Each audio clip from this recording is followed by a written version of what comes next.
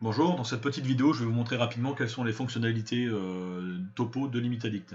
Alors LimitAddict propose toute une série d'éléments pour faciliter la réalisation de plans topo au bureau et tente d'automatiser, on va dire, le plus de choses possible pour faciliter la tâche de l'opérateur topo au bureau et sur le terrain.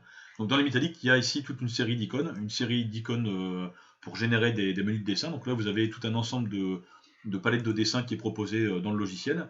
Elle découle en fait d'une codification qui est paramétrable, hein, qui est fournie par défaut dans LimitAddict, mais qui est entièrement paramétrable.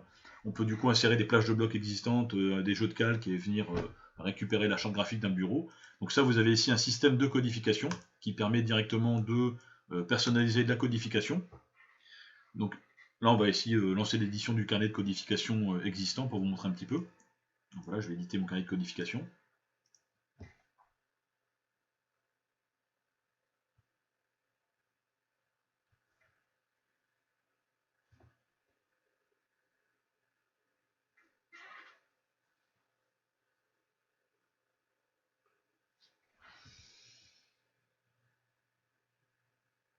Alors, dans la partie codification, on a ici un système très simple qui permet de mettre un code par vignette et de remplir des caractéristiques, le code, l'épaisseur.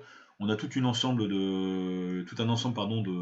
d'éléments à proposer. Ça va de la ligne simple jusqu'à des constructions plus compliquées, hein, du style façade de bâtiment, répétition de piliers, insertion de portail, projection de code pour des coffrets projetés sur des façades de bâtiments, végétation et symbolique.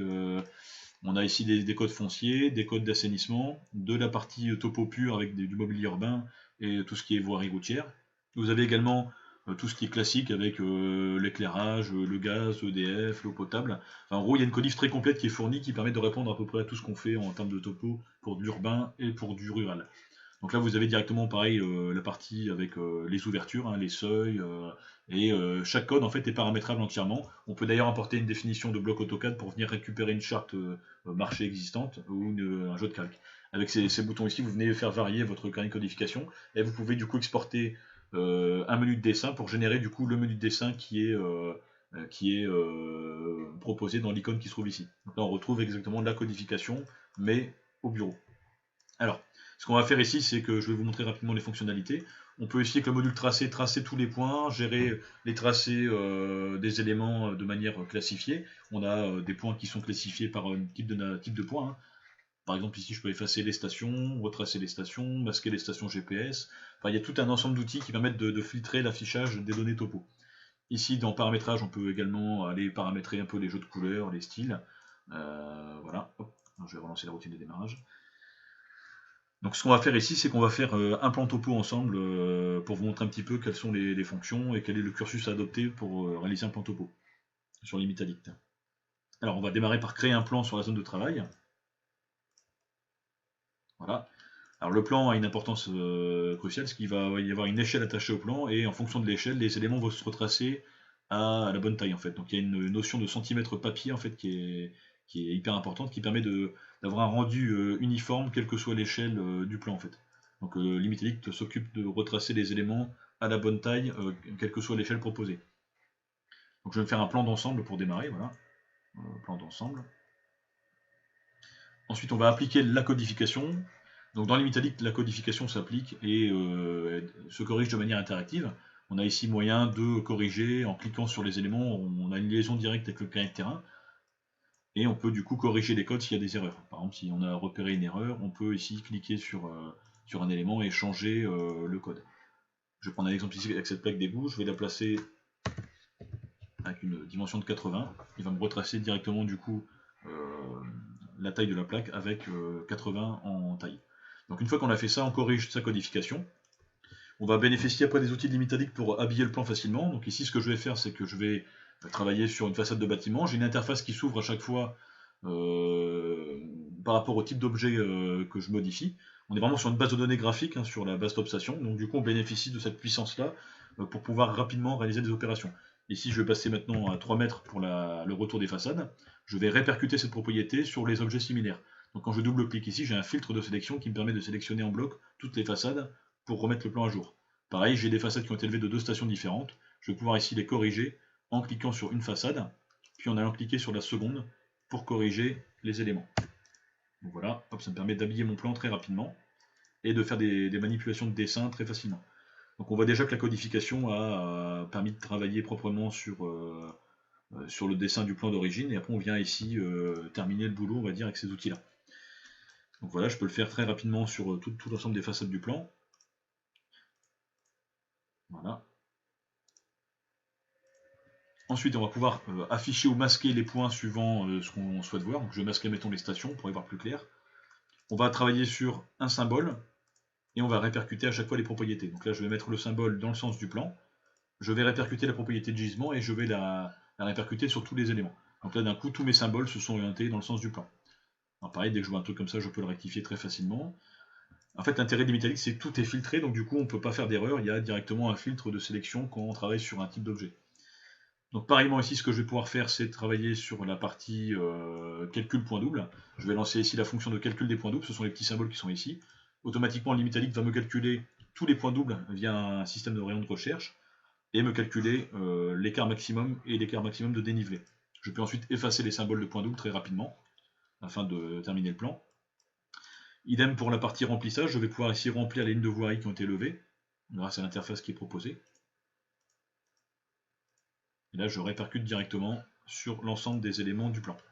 Ça me permet d'avoir fait ça sur l'ensemble du plan. Hop, donc on peut terminer rapidement notre plan.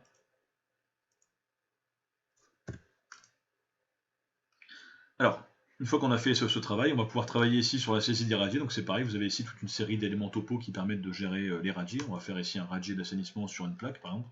Donc je prends mon point, je prends un second truc ici, je vais dire voilà, c'est un diamètre 200, et là il y a une profondeur de 1,25 m, donc ça vient directement vous tracer des éléments par rapport à ce que vous faites. Hop, et je relance la machine ici pour la même opération. Donc tout est fait en fait pour vous faciliter la tâche, avec des boîtes de dialogue qui s'adaptent à chaque objet créé ou dessiné ou modifié.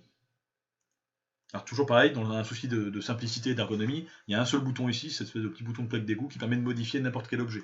Si je clique là-dessus, je retrouve du coup la fenêtre de modification de mon objet. C'est un raccourci universel qui permet de gagner du temps sur cette partie-là. Alors, une fois qu'on a fait ça, on va pouvoir générer facilement ici les textes d'altimétrie. On va utiliser la fonctionnalité topo générer texte d'altitude. Ça vient directement vous placer les altitudes sur le plan, donc on va regarder un petit peu ici. Ça va venir habiller notre plan en termes de rendu sur l'altimétrie des textes. Donc là, on laisse générer pour l'ensemble du plan topo les textes, et il vous génère tout de suite des emplacements de texte prédisposés en fait, pour faire l'habillage de votre plan. Et après, on va venir masquer ici les points topo. Une fois qu'on a fait ça, on peut toujours revenir modifier s'il y a des erreurs, hein, il y a moyen de personnaliser complètement. On va venir faire une gestion des plans, donc ici on a un outil de gestion des plans qui permet de facilement gérer les planches et de prévoir les espaces papier. Donc l'outil de plan, c'est à la fois la présentation, le fichier PDF, le fichier AutoCAD en sortie, et l'échelle qui est affectée à l'affichage. Donc là on va modifier notre plan, on va lui imposer un format ici, je vais mettre 5 formats en A4 en largeur et 2 en hauteur. Là, je viens placer mon plan sur la zone de travail. Voilà. Je peux le modifier si je me suis trompé, hein, toujours pareil. Il vient automatiquement vous créer la flèche temps dans le bon sens, étant donné qu'il y a Cotopstation travaille dans un système de projection connu. Ensuite, il y a tout un système qui permet de créer des légendes très facilement. On vient sélectionner à l'écran les éléments qui nous intéressent, et l'Imitalic vient automatiquement vous générer une légende adaptée à ce que vous faites.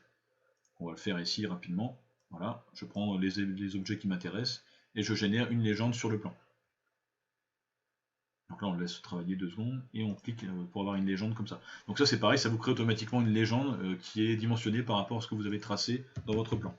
Après il y a tout ce qu'il faut comme paramètres pour venir changer, on va dire, la position des éléments, retracer et mettre à jour votre légende. Donc tout ça est entièrement personnalisable, il y a énormément de paramètres dans l'Imitalic qu'on peut personnaliser, et tout est fait en fait pour que le paramétrage soit effectué une fois pour toutes et qu'on ait directement les éléments dans ce qu'on veut avoir comme rendu, pour ne pas passer du temps à modifier toujours les mêmes choses. Une fois qu'on a fait ça, on va venir insérer notre cartouche. Cartouche, créer, liste topo DAO. Je vais récupérer des cartouches existants. Et ici, je vais pouvoir directement renseigner ce qui m'intéresse. Voilà, il va m'insérer un aperçu du cartouche dans l'espace objet. Je vais venir ici remplir les champs qui m'intéressent, notamment ici la commune. Donc il y a une liste des communes de France qui est saisie automatiquement. Ça évite les fautes d'orthographe. Le cartouche, pareil, entièrement personnalisable. D'ailleurs, dans les prestations que je propose, je propose le paramétrage de l'application, donc la création des cartouches, et la récupération de vos cartouches existants s'ils existent, hein. Donc voilà, ça on vient de créer un premier plan. Ensuite on va pouvoir dupliquer les plans directement. Donc quand on duplique un plan, il va automatiquement dupliquer la flèche nord, qui est attenante, et le cartouche. Voilà, hop. Alors je vais le faire 2-3 fois pour vous montrer un petit peu la commande. Hop.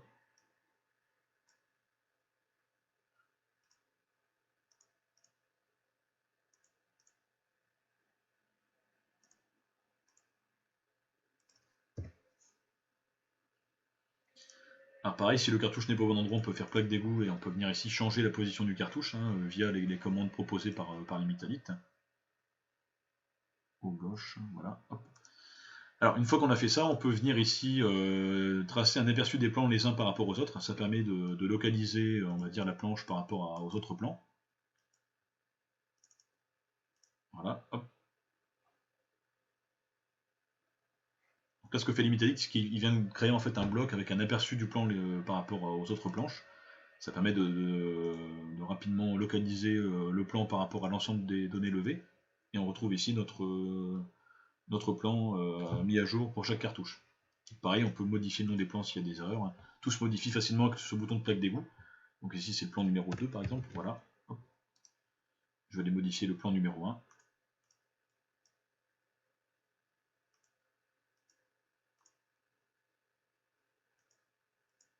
Voilà.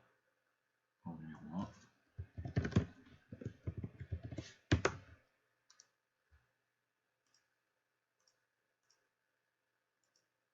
Voilà.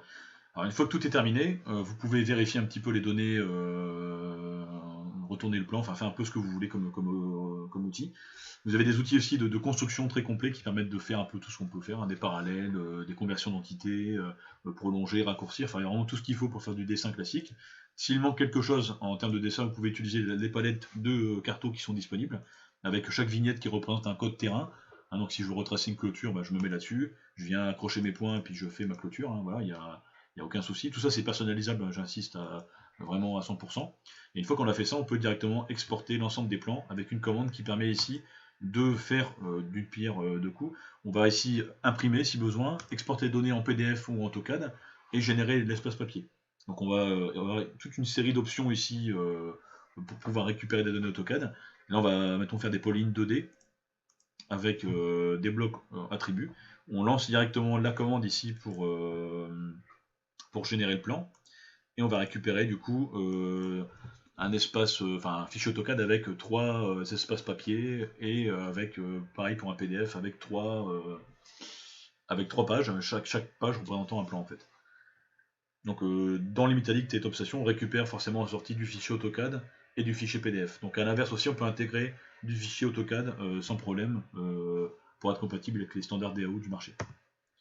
Donc là, il y a une arborescence automatisée, il me crée automatiquement un sous-répertoire export DWG PDF, et j'ai ici mon PDF avec l'ensemble de mes plans réalisés. Donc voilà, si je zoome un peu, c'est pareil, c'est un PDF vectoriel avec la liste des calques rangée proprement. Donc pareil pour le fichier AutoCAD, je vais ouvrir ça avec DraftSight ici, je récupère bien mon fichier AutoCAD terminé avec 3 présentations attenantes. Donc voilà, j'ai bien plan 1, plan 2, plan 3. Donc en gros, pour résumer, Limitalite possède tous les outils pour aller vite en topo et faire du travail correct. Ça automatise vraiment beaucoup de choses. Je vous ai montré une petite partie, évidemment, j'ai pas le temps de faire une vidéo trop longue pour ça, mais il y a vraiment en gros de nombreuses fonctionnalités topo qui automatisent le traitement de vos plans topo au bureau.